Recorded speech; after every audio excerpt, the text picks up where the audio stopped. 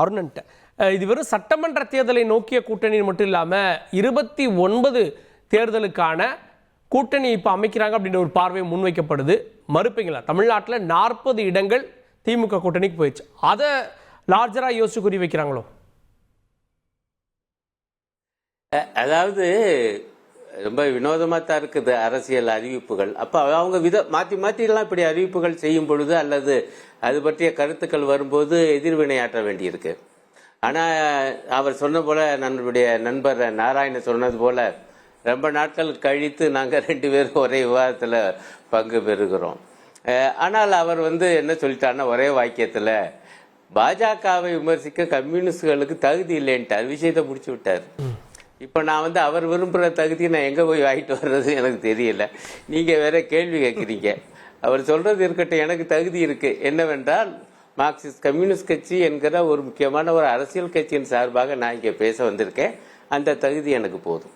இப்போ நாம கேட்கறது என்னன்னா, இப்போ கடந்த மக்களவை தேர்தலில் தான் அதிமுகவும் பாஜகவும் ஒன்னா இல்லாமல் தனித்தனியாக நின்று போட்டி போட்டாங்க. அப்ப அவர் என்ன சொன்னார்னா, இந்த தேர்தலில் மட்டுமல்ல வருகிற சட்டமன்ற தேர்தலிலும் பாஜகவோடு கூட்டணி இல்லை என்று எடப்பாடியார் சொன்னார். இப்ப கூட்டணி அமைச்சிருக்காரு. அப்ப அது என்ன காரணம்னு கேட்டா, யாதெல்லாம் பேசக்கூடாது அப்படின்னா நான் என்ன பண்றது? நீங்க தான் சொன்னீங்க, இப்ப நீங்க மாத்திருக்கீங்க. அப்ப அதுக்கான காரணங்கள் கண்டிப்பாக இது ஜனநாயக நாடு, பொது வெளியில அலசப்படும்.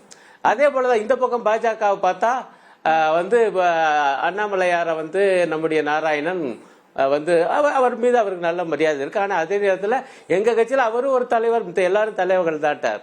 இது ஒரு நல்ல பார்வை தான். ஆனா இப்படி கொஞ்ச காலத்துக்கு முன்பு இவங்க எல்லாம் பேசல, இருக்கட்டும். இப்ப அவரு அதிமுகவோட உறவை பத்தி எவ்வளவு கடைசி வரைக்கும் என்ன பேசிட்டு இருந்தாருன்னா பொது வெளியில இருக்கே. நீங்க மக்களவை தேர்தலில் பாஜக தோற்றவுடன் அதிமுகவோடு சேர்ந்திருந்தால் ஜெயித்திருக்கலாம் என்று தமிழிசை சொன்னாங்க. அதற்கு அவங்க மீது எப்படிலாம் பாஞ்சாங்கன்னு எல்லாருக்கும் தெரியும். இப்போது புதிய தலைவராக நாளைக்கு வர போறாரு திரு நயினார் நாகேந்திரன். அவர் கூட்டணி பத்தி சொன்னாரு.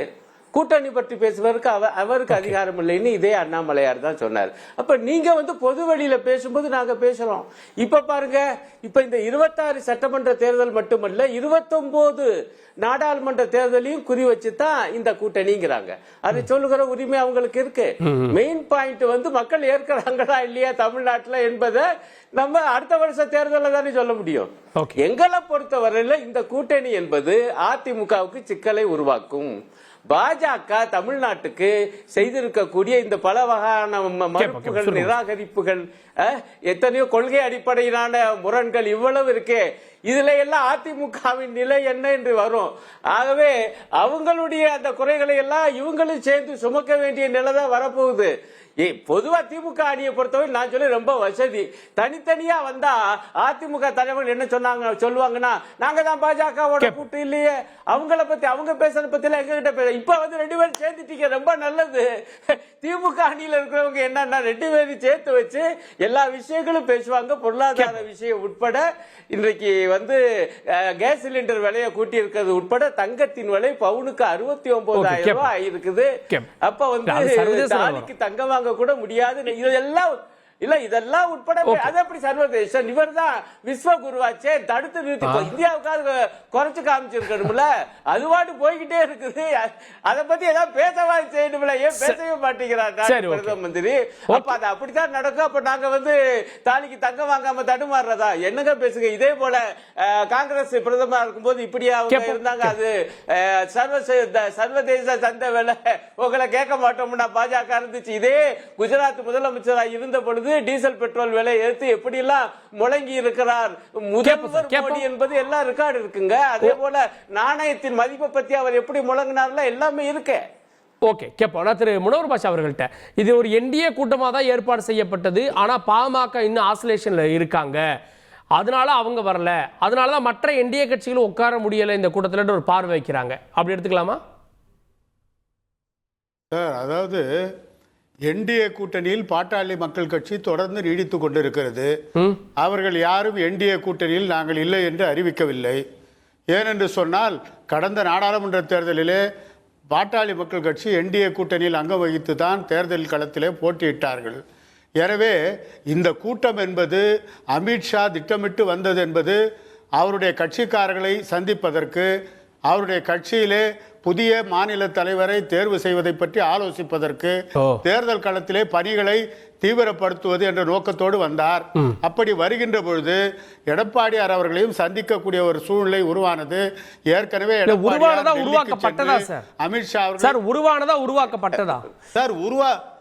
உருவாக்கப்பட வேண்டிய அவசியமே இல்லை சார். இந்த தேர்தல் வந்து சட்டமன்றத்துக்கான தேர்தல்.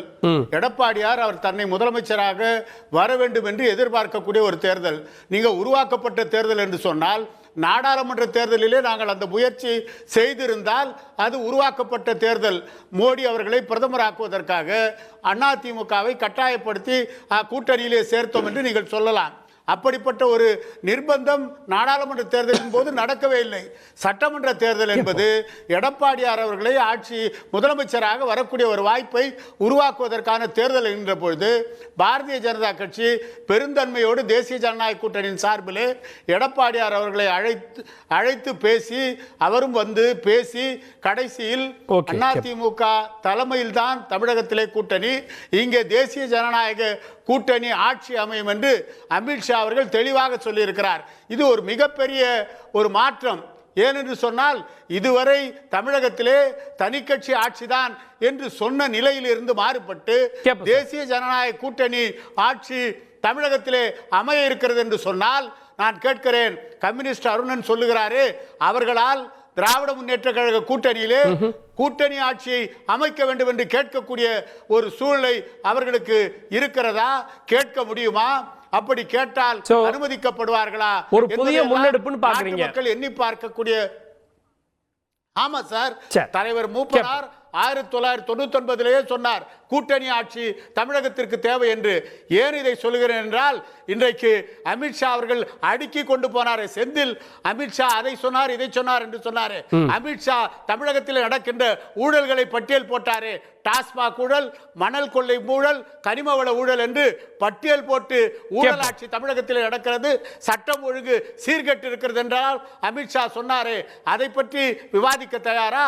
அதையெல்லாம் விவாதிக்க மாட்டார்கள். ஆனால் நான் திரு மதிவாணன் கூட்டணி ஆட்சி அப்படின்ற ஒரு விஷயத்தை அமித்ஷா முன்மொழிகிறாரு. ஏற்கனவே விஜயும் அதை சொல்லியிருந்தாரு. இப்போ ஒரு புதிய கட்சிக்கோ அல்லது கூட்டணியில இருக்கக்கூடிய கட்சிகளுக்கோ கூட்டணி ஆட்சி அப்படின்றது மேல ஒரு ஆசை வந்துடாதா?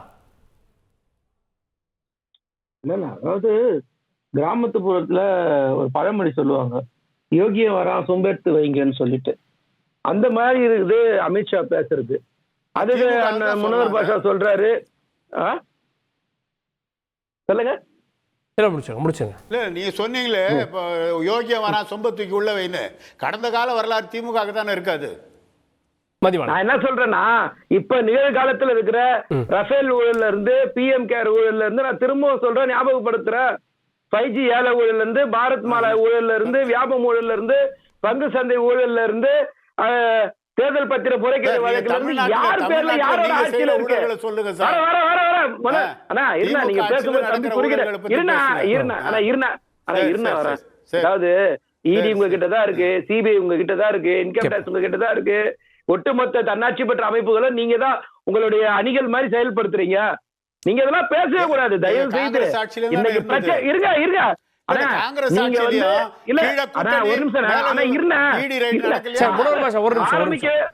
ஆரம்பிக்கவே இல்லைண்ணா. அதாவது சிறுபாயின மக்களுக்கு வந்து பாஜக பண்ண துரோகத்தை வந்து தயவு செஞ்சு நினைச்சு பார்த்து பேசுங்கண்ணா.